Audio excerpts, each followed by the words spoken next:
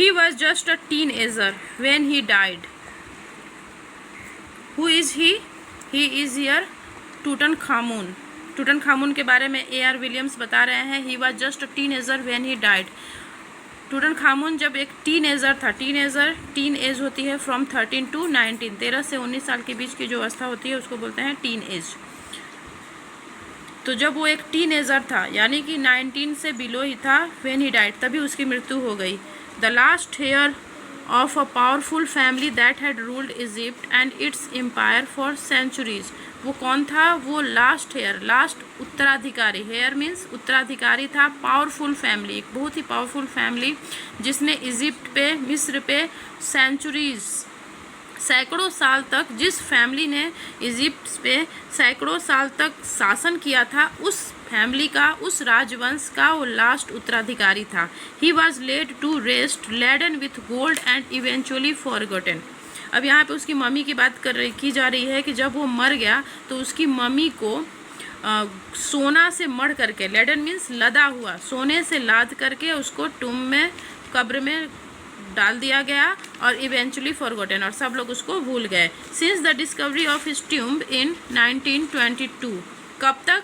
जब तक उसकी डिस्कवरी, उसकी खोज नहीं हुई। कब उसकी खोज हुई उसके टूम्ब की? 1922 में, 1922 ईस्वी में उसकी ट्यूम्ब की डिस्कवरी हुई। The modern world has speculated about what happened to him with murder being the most extreme possibility. और उसके ट्यूम्ब की खोज के साथ ही जब उसकी मम्मी मिली, तब से मॉडर्न वर्ल्ड, जो आधुनिक समाज है, सब ने स्पेकुलेशन लगाना स्टार्ट कर दिया कि उसकी मृत्यु कैसे हुई होगी, और ज़्यादा पॉसिबिलिटी मर्डर का था कि हो सकता है कि उसको ख़त्म करने, उसके राजवंश को ख़त्म करने के लिए उसका मर्डर हो गया होगा। Now leaving his tomb for the first time in almost 80 years, Tut has undergone a CT scan that offers new clues about his life and death। और फिर उसके 1922 में उसकी डिस्कवरी के बाद फिर उसका ट्यूम्ब कुछ समय के लिए छोड़ दिया गया था। फिर 80 साल बाद फिर से उसके मम्मी को वहाँ से निकाला गया और टूटनखामुन का, टूट का CT स्कैन हुआ, जिससे उसके मृत्यु और उसकी ज़िंदगी के बहुत सारे क्लूज मिले, बहुत सारे रहस्यों का पता चला। And provides precise data for an accurate forensic reconstruction of the boy's ferraille। और उसका forensic reconstruction means होता है the process of recreating the face of an individual। Computer में किसी के चेहरे का जो निर्माण होता है CT स्कैन के थ्रू, उसका forensic reconstruction हुआ, यानी कंप्यूटर में वो कैसा उस समय दिखता था, उसके चेहरे का निर्माण हुआ। An angry wind stirred up ghostly dust devils as King Tut was taken from his resting place in the ancient Egyptian cemetery known as the Valley of the Kings। अब ये एक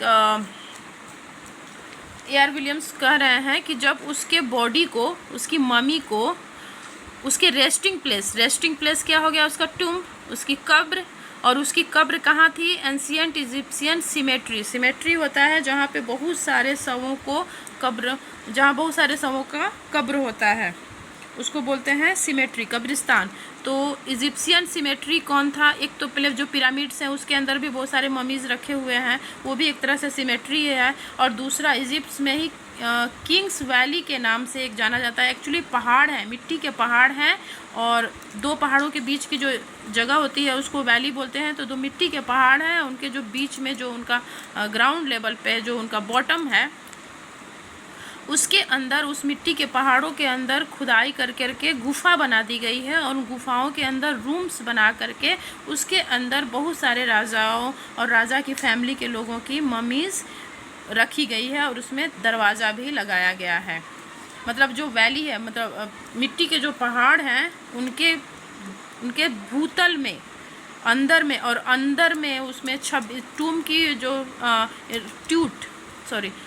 किंग टूट का जो मम्मी मिला है, उसका टूम मिला है, वो 26 फीट नीचे है। तो उसके अंदर अंडरग्राउंड केव बना करके उसके अंदर उनकी ममीज़ को प्रिजर्व करके रखा गया है।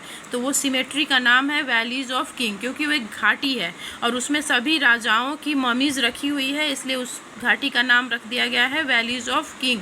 तो वैलीज़ ऑफ किंग में जो उसका टूम था एकदम सुरक्षित, और वहाँ पे उसकी मम्मी आराम से रेस्ट कर रही थी। मम्मी मीन्स उसकी मदर नहीं, मम्मी मीन्स उसकी डेड बॉडी, जिसको एक खास लेप लगा करके पट्टी बांध करके प्रिजर्व करके रखा जाता है। तो वो वहाँ पे उसका रेस्ट कर रहा था, उसकी बॉडी वहाँ पे डेड बॉडी रेस्ट कर रही थी। तो वहाँ से जब उसको उठाया गया, वहाँ से उसको हटाया गया। क्यों हटाया गया? सिटी स्कैन के लिए ले जाया गया। तो एंग्री विंड मतलब हवाएं गुस्सा हो गई, एंग्री विंड हवाएं मतलब गुस्सा हो गई, और घोस्टली डस्ट, और मिस्र में क्या है, पूरा रेगिस्तान है मिस्र, तो बालू ही बालू पूरा स्टर करने लगी, मतलब धूल भरी आंधियाँ चलने लगी। Actually AR. विलियम्स कहना चाहते हैं कि जो प्रकृति है, नेचर है, वो गुस्सा हो गई। उसको नहीं पसंद है नेचर को कि उसके साथ कोई भी छेड़छाड़ की जाए, मतलब राजा की मम्मीज़ के साथ कोई भी छेड़छाड़ हो, ये नेचर को पसंद नहीं था। इसलिए नेचर गुस्सा होकर के धूल भरी आंधियाँ चलाने लगी। Dark bellied clouds had scudded across the desert sky all day and now were veiling the stars in casket grey. Scudded means होता है मूविंग क्विकली, बहुत तेजी से, वेग से चलना। तो डार्क बेलीड क्लाउड्स मतलब घने काले बादल, स्कर्डेड अक्रॉस बहुत तेजी से चलने लगे। The desert sky all day, मिस्र डेजर्ट ही है तो डेजर्ट वाले स्काई में all day, and now were veiling the stars. Veil means होता है घूंघट, और उन्होंने रात के समय जो स्टार्स जो चमकते हैं उनको एक तरह से घूंघट उड़ा दिया। किन्होंने? बादलों ने, मतलब बादलों के पीछे स्टार्स छुप गए। Stars in casket grey, casket में एक बॉक्स होता है जिसके अंदर ज्वेल्स रखते हैं, तो यहाँ पे स्काई को कास्केट बोला गया है कि चूँकि स्काई एक कास्केट की तरह, और उसमें ज्वेल्स कौन है? स्टार्स।